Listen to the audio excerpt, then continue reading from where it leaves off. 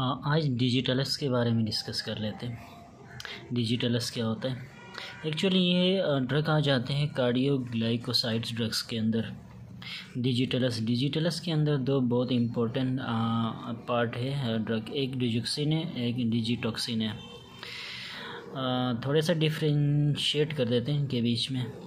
Digitals की half life कम होती है और डिजिटॉक्सिन की हाफ़ लाइफ ज़्यादा होती है। ये 1.5 दिन तक यानी ये 5 दिन तक रहती है। डिजोक्सिन की जो एक्शन स्टार्ट होती है वो 20 मिनट में स्टार्ट होती है और ये 60 मिनट में अपना एक्शन स्टार्ट करता है। डिजोक्सिन की जो प्रोटीन की बाइंडिंग की कैपेसिटी है वो 30% है और डिजिटॉक्सिन की 90% है। डिजोक्सिन किडनी से रिमूव होता है और डिजिटॉक्सिन लीवर से रिमूव होता है। अब हम थोड़ा सा स्टडी कर देते हैं डिजोक्सिन का एक्शन क्या होता है। फॉर एग्ज़ाम्पल एक कार्डिक सेल लेते हैं, क्योंकि डिजोक्सिन कार्डिक सेल में बड़ा इफ़ेक्ट होता है। इसका action mechanism of action cardiac cell में होता है। फॉर एग्ज़ाम्पल ये एक कार्डिक सेल है, तो इसके अंदर 2 चैनल्स की बात करेंगे। इसके अंदर होता है एक सोडियम पोटाशियम चैनल, दूसरा होता है सोडियम कैल्शियम चैनल। बाकी ये सिंगल चैनल्स होते हैं, कैल्शियम सोडियम पोटाशियम। अब बात करते हैं सबसे पहले यहाँ पे सोडियम और पोटाशियम चैनल की। ये पोटाशियम और सोडियम चैनल है, यहाँ सोडियम बाहर निकलता है, इस गेटवे है, एक दरवाज़ा है और ये ATPs मतलब इसको एनर्जी की ज़रूरत होती है इस चैनल को चलाने के लिए, सोडियम को बाहर निकालने के लिए और पोटाशियम को अंदर लेने के लिए। और तो दूसरा ये चैनल है, ये चैनल ATP यानी इसको एनर्जी की ज़रूरत नहीं पड़ती है। इसके ज़रिए जो भी आया और जो भी बाहर गया, तो इक्विलिब्रियम को मेंटेन करने के लिए ये चैनल है जिसके अंदर, जिसको सेकेंडरी एक्सचेंजर भी कहा जाता है। यानी जो चीज़ सेल के अंदर ज़्यादा होगा वो इस चैनल के थ्रू बाहर निकलेगा और जो जिसकी कमी होगी वो इसके अंदर आएगा। फॉर एग्ज़ाम्पल इसके अंदर सोडियम इंटर होता है और कैल्शियम बाहर चला जाता है। ये सोडियम और कैल्शियम का है, ये है सोडियम और पोटाशियम का। अच्छा, डिजोक्सिन मेडिसिन क्या करता है, इस चैनल पे आके बैठ जाता है, यहाँ से पोटाशियम को अंदर जाने से रोकता है। जब पोटाशियम को अंदर जाने से रोकेगा तो सोडियम भी बाहर नहीं आएगा, सोडियम अंदर रहेगा, पोटाशियम बाहर रहेगा। जब ये सोडियम अंदर रहेगा तो यहाँ सोडियम को वापस सेल के अंदर आना था, यहाँ से निकलता और यहाँ से वापस आना था, लेकिन जब यहाँ से निकला ही नहीं तो यहाँ पे क्यों आएगा अंदर वापस?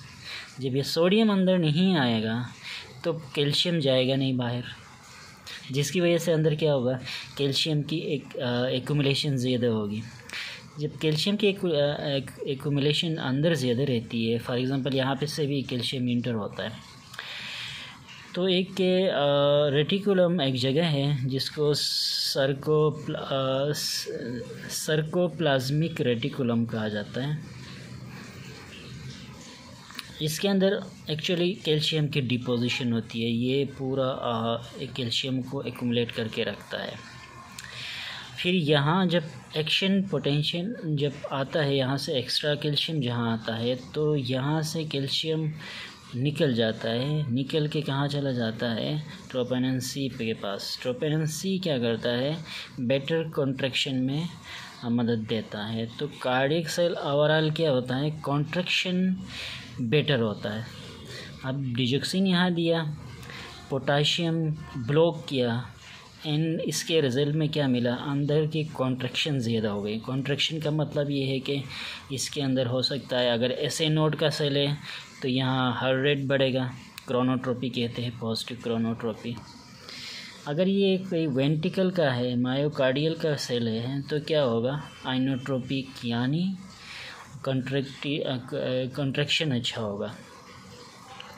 अब नेक्स्ट एक्शन पढ़ते हैं इसका।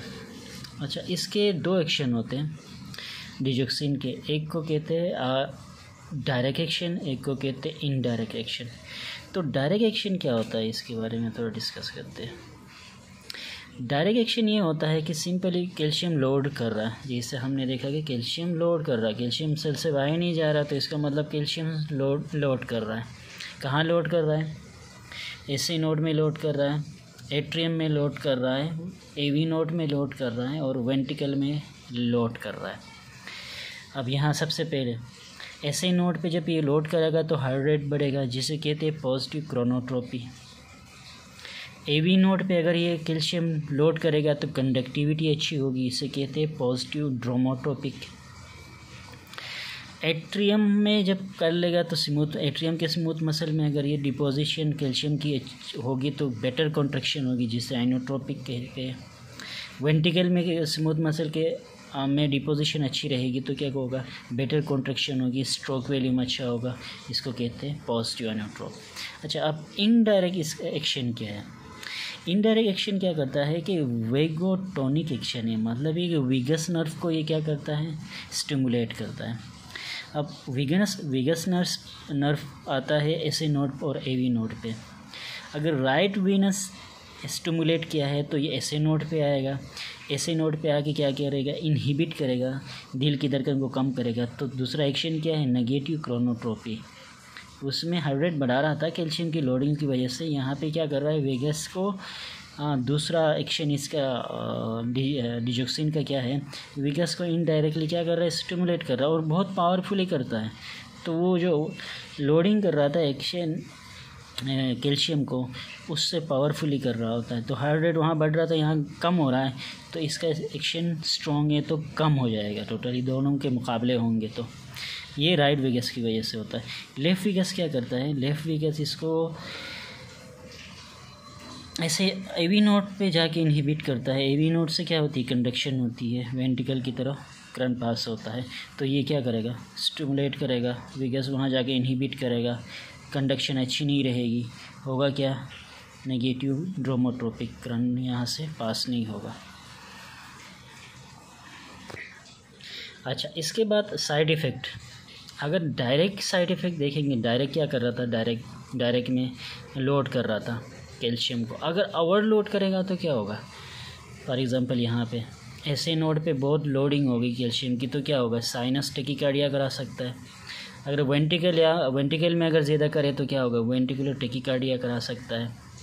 बेथमोट्रोपिक उसे कहते हैं एक्साइटेबिलिटी। अगर वेंट्रिकुलर या एट्रियम में कैल्शियम की डिपॉजिट इतना ज़्यादा कराया तो यहाँ के सेल क्या हुआ? एक्साइटेड हो गए। एक्साइटेड का मतलब बहुत ज़्यादा जोश में आ गए, तो उसको क्या कहते हैं? एक्साइटेबिलिटी अगर ज़्यादा होगी तो बेथमोट्रोपिक कहते हैं। अच्छा, एक और यहाँ पे लिखा है एट्रिया में, यानी एट्रियम में, राइट एट्रियम हो या लेफ्ट एट्रियम हो, एक्टोपिक फोकाई कहते हैं। मतलब ये है कि ऑटोमेटिक यहाँ पे करंट पास होना स्टार्ट होगा, ऐसे नोड की ज़रूरत नहीं पड़ेगी, यहाँ से खुद जनरेट करेगा, जनरेट करके यहाँ से भी पास करके यहाँ पे एवी नोड पे ला सकता है। तो इसे कहते हैं एक्टोपिक फोकाई, मतलब खुद से निकालना। अच्छा, इनडायरेक्ट एक्टिविटी अगर वेगस नर्व को ओवर स्टिमुलेट करे तो क्या होगा? हमें पता है वेगस नर्व यहाँ पे होता है। अगर राइट वेगस है तो ऐसे नोड पे होगा, तो ऐसे नोड को इनहिबिट करेगा तो ब्रेडिकार्डिया होगा, तो इसका मतलब साइनस ब्रेडिकार्डिया करा सकता है। अगर एवी नोड को बंद करेगा तो क्या होगा? वेंट्रिकल में क्या होगा? अब यहाँ से देखते हैं, साइनस ब्रेडिकार्डिया, क्योंकि साइनस को इनहिबिट कर रहा है बहुत ज़्यादा। अच्छा, अब एवी नोड को लेफ्ट वेगस कर रहा होता है। वेगस जब बहुत इनहिबिट करेगा एवी नोड को, तो एवी नोड ब्लॉक में चला जाएगा, यानी एवी ब्लॉक का हो, हार्ट ब्लॉक का हो, नोडल ब्लॉक का हो, जंक्शनल ब्लॉक का हो। सबसे पहले इसके 3 टाइप के ब्लॉक्स होते हैं, टाइप 1 होता है, टाइप 2 होता है, टाइप 3 होता है। अगर एट्रियम से हल इम्पल्स आ रहा है और थोड़ा डिले होकर चला जा रहा है तो क्या कहलाएगा? फर्स्ट ब्लॉक कहलाएगा। अगर एट्रियम से ऐसे नोड से एट्रियम से एवी नोड से करंट पास हो रहा है लेकिन कुछ पास नहीं हो रहा है तो क्या ब्लॉक होगा? टाइप 2 ब्लॉक होगा। अगर कंप्लीटली करंट पास नहीं हो रहा है एवी ब्लॉक से तो क्या कहलाएगा? कंप्लीट हार्ट ब्लॉक, यानी कंप्लीट ब्लॉक होगा। अच्छा, ये डिजोक्सिन कहाँ यूज़ होता है? डिजोक्सिन यूज़ होता है लेफ़्ट वेंट्रिकल फेलियर में। अगर लेफ़्ट वेंट्रिकल में कोई फेलियर है तो यूज़ कर सकते हो, हार्ट फेलियर हो या एट्रियल फिब्रिलेशन हो तो यूज़ कर सकते हैं। अच्छा, इसमें एक और चीज़ है, रिस्क फैक्टर ये है, अगर पोटाशियम कम या ज़्यादा है तो हम नहीं दे सकते क्योंकि डिजोक्सिन पोटाशियम को रोकता है। मैग्नीशियम की लेवल भी कम अगर हो गया तो ये भी कंट्रा इंडिकेट है। कैल्शियम को ये लोड करता है तो लाजमी है ये कैल्शियम लेवल हाई तो नहीं दे सकते। अच्छा, मायोकार्डाइटिस अगर कोई इलनेस है तो नहीं दे सकते हो क्योंकि एक्साइटेबिलिटी बढ़ाएगा तो कार्डाइटिस में मतलब ये है कि MI है तो उसमें क्या होगा और सेल ख़राब होंगे, इन्फार्क्शन होगी।